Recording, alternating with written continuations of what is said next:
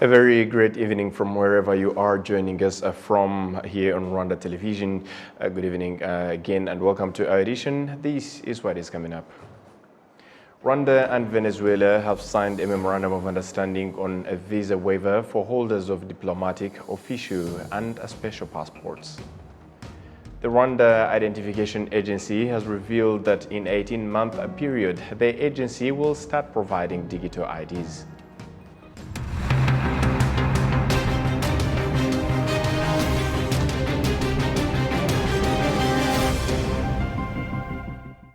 A great evening to you once again, and thank you for joining us here on Rwanda Television News as we begin our detailed edition. On Wednesday, Rwanda and Venezuela signed a memorandum of understanding on a visa waiver for holders of diplomatic, official and special passports. The signing of the MOU is among the activities carried out during the visit of the Minister of People's Power of Foreign Affairs of the Bolivarian Republic of Venezuela, Ivan Edward Pinto, who also held discussions with the Prime Minister of Rwanda, Dr. Edouard Ngirente. Olive Nete starts us off tonight with this report.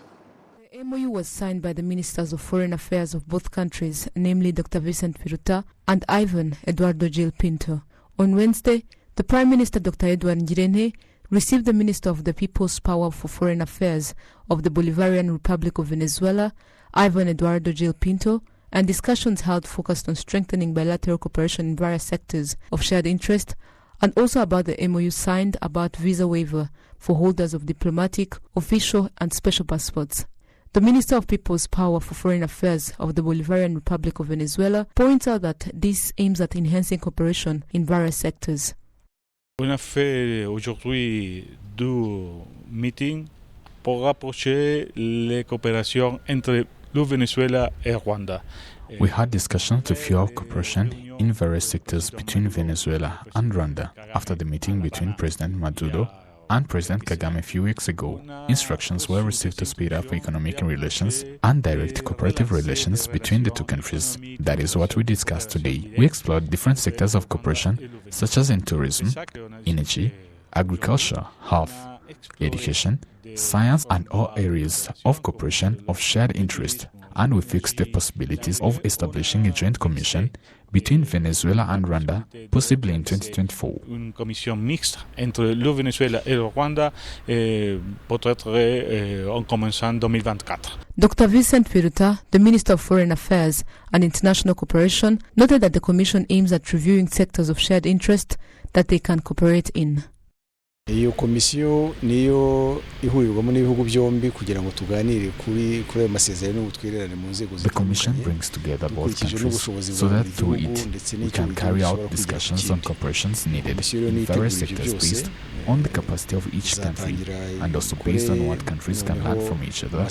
The commission is in charge of preparing all that, the cooperations, so that its MOU can be signed during the meeting, which will bring together members of the commission and the ministers of both countries who are heading it. There are some MOUs that we have already discussed about, such as in housing sector, but also in tourism, and we have agreed to sign those MOUs in the first quarter of the next year, and we have also agreed to cooperate in various sectors of shared interest. Fueling cooperation between Rwanda and Venezuela is among discussions held between the heads of state of the two countries in September 2023. Olive Nete, RTV News. Thank you, Olive, for the report. Moving ahead, residents near national parks and those working in the sector of tourism appreciate the way the government of Rwanda has developed and transformed their lives in different ways through this particular sector. In Musanze district, Northern Province is one of the regions rich in having many tourist attraction facilities that attract tourists visiting Rwanda. In order to support the residents, particularly those who live near various national parks, and to create awareness regarding the role in preserving the ecosystem of those parks, the Rwanda Development Board in 2007 launched a program dedicated to share revenues generated from those parks with the residents, known as revenue sharing. The residents who live near of the Volcano National Park, in particular, emphasize that tourism has contributed much to their well-being and development through this program. As park conservers, we now have cows and water tanks. More than that, Our students now have full access to inclusive and quality education, plus other infrastructures that they provided to us from this program, including health centers and roads. This is also found by various practitioners in this tourism sector, including tour guides. The benefits I get from here, it is in three kinds. The first benefit is the skills I get from this industry. Secondly, to integrate with people from different cultures. And thirdly, it helped me to develop my daily lifestyle as well. An economic expert, Straton Habyarimana, believes that tourism is a sector that boosts country's economy as well as its citizens through their revenue sharing programs. The fact that they get more benefits in a sense that they get more infrastructure. You have seen that the revenue sharing scheme have contributed to building like schools, hospitals. People have access to water tanks, and they have been able to connect to running water distribution. All those investments actually contribute to improving the livelihoods of people who are surrounding the national parks. That's one. The second, by the way, the revenue sharing also contribute to also improving the people livelihoods in the sense that some cooperatives, people who are in the cooperatives are supported. They get some money to use in their cooperative, respective cooperatives, and in the end, they share some dividends and can contribute to their own businesses and projects. Reiterating on the role of this global summit of World Travel and Tourism Council in strengthening the development of tourism in the country, the Chief Executive Officer of Rwanda Development Board RDB, Francis Gatare, pointed out the role that this sector has played in the livelihood of the citizens on this continent. Figures from the annual report of Rwanda Development Board demonstrated that tourism activities in 2022 generated $445 million from $164 million in 2021. Which refers to an increase of 171.3%. Tourism is probably the only sector that has the kind of transformation that touches many lives, because it's typically a service sector. Therefore, it employs a lot of people, but it's also a sector that brings interaction between people of diverse cultures. And all these things are important to us. Figures from the annual report of Rwanda Development Board demonstrated that tourism activities in 2022 generated $445 million from $164 million in 2021, which refers to an increase of 171.3%. This sector has been recovered up to 89.3%. Compared to the pre-COVID-19, in 2022, Rwanda hosted a total of 1,105,460 international visitors. Of this, more than 60% came from African countries, highlighting the country's growing popularity as a destination within the continent. Furthermore, 47.5% of the visitors came for business purposes. Regarding the host of meetings, incentives, conferences and exhibitions, MICE, its revenues in 2022 reached to $62.4 million, which came from hosting 104 events that were participated by more than 35,000 people. Adams Kwizera, RwandaTV News. Thank you, Adams. The National Identification Agency has revealed that in an 18-month period, the agency will start providing digital IDs. Citizens expect the digital IDs to solve some of the issues they have been facing. Take a look. The digital IDs will be having various features and processing various requirements, as explained by Josephine Mukesha, the Director General of the National Identification Agency. But we will take biometrics from 5 years old, and the biometrics we are going to collect are the 10 fingerprints and iris, and obviously we'll also take a fresh photo for everybody. And the requirement will be, we are going to conduct a pre-enrollment exercise, which will include collecting of the additional biometrics, but also included with data cleansing. And in data cleansing, we want to connect with different databases that contain citizen information across the government and even private sector, so that citizens, when they go to do pre-enrollment, they can be able to validate their personal data that are in those data sets. So this will allow to correct where there are errors or update if there is additional information that is not contained in our systems today. Citizens say that they are expectant. The merits of the digital ID include how sometimes we left home without these usual IDs, but with the digital only, by knowing codes, you'll be able to get the service you need. It will ease things. It will be easy to provide your information. The National Identification Agency demonstrates that it will be up to the owner to determine the information to provide in it, depending on the needed to acquire a certain service.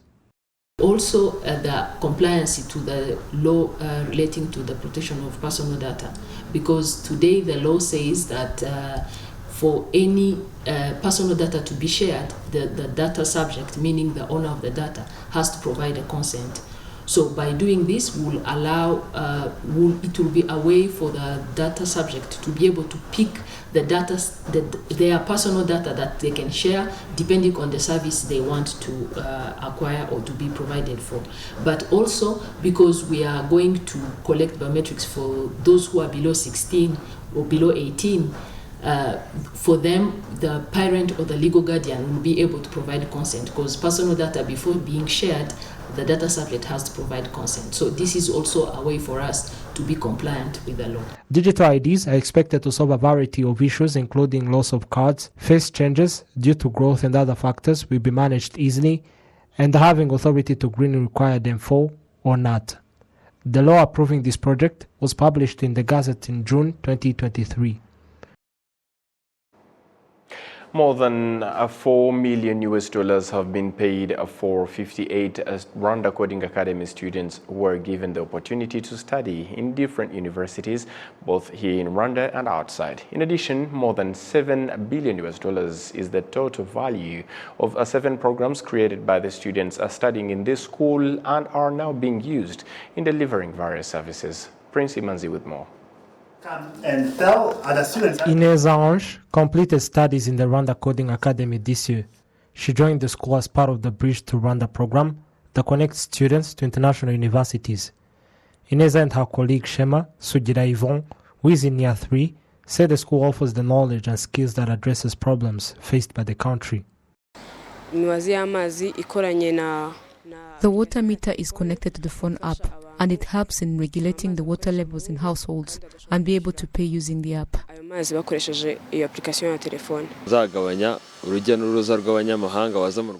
The skills we gain support in reducing the number of foreigners intervening in the country for technological innovations. Some of the Rwanda Coding Academy graduates that are currently on the job market appreciate the knowledge gained from this academy.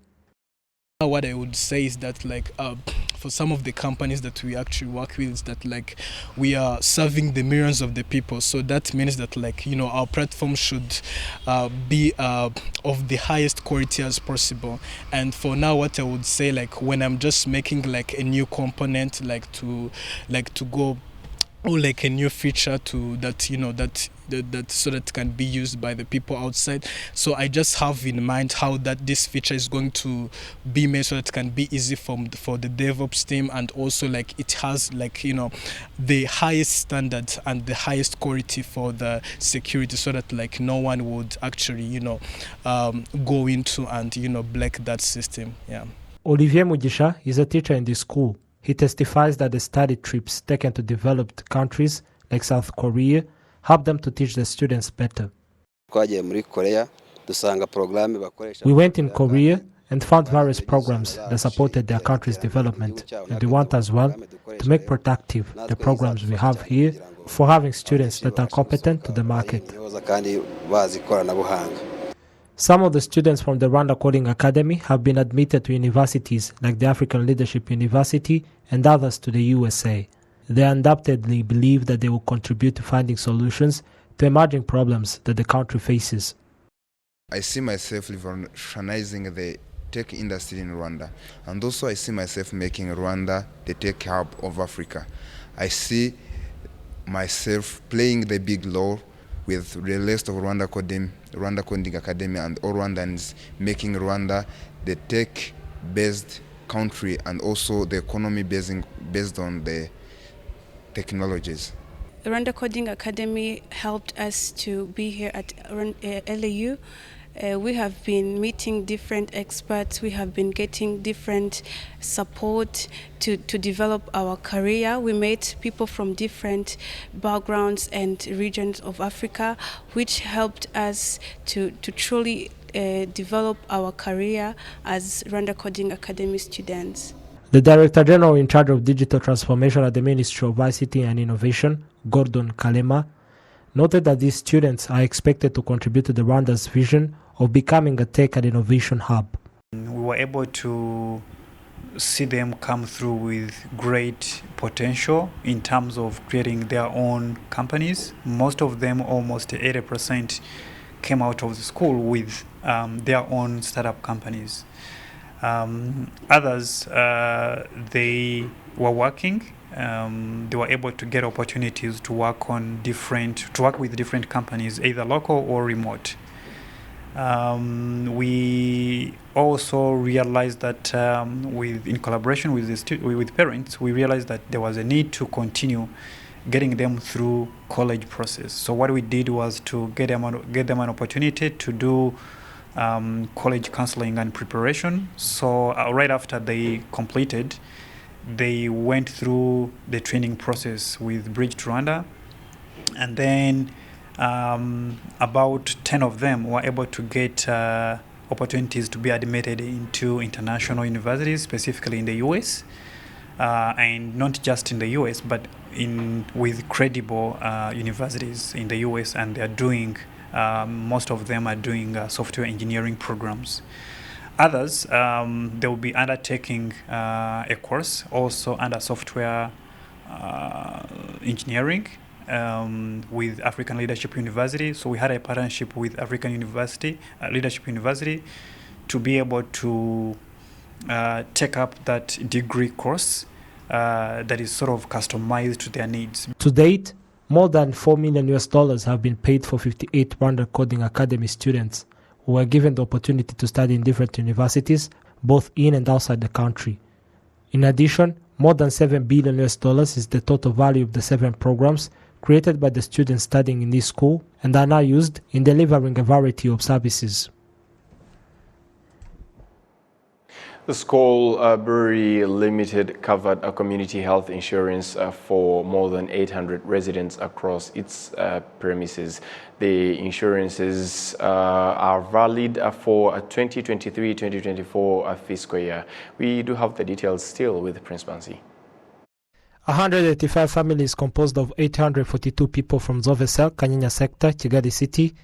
Their community health insurances were covered for by the Skol Brewery Limited. They say that this industry is a supportive neighbor in their development journey.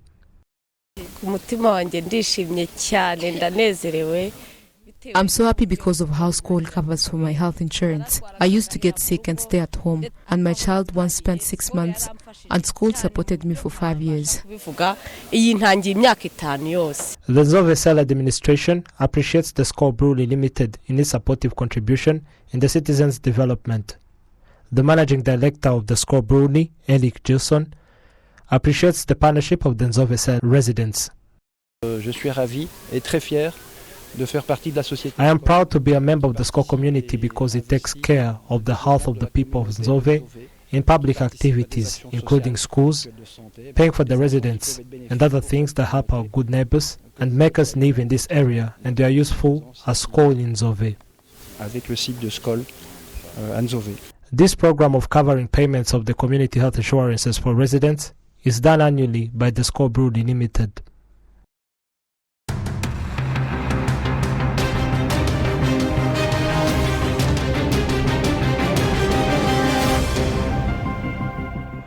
And it's from this that we put a stop on our tonight's edition. On behalf of the entire news production as well as the technical team, many thanks for being with us. Until next time, stay safe and have a great evening.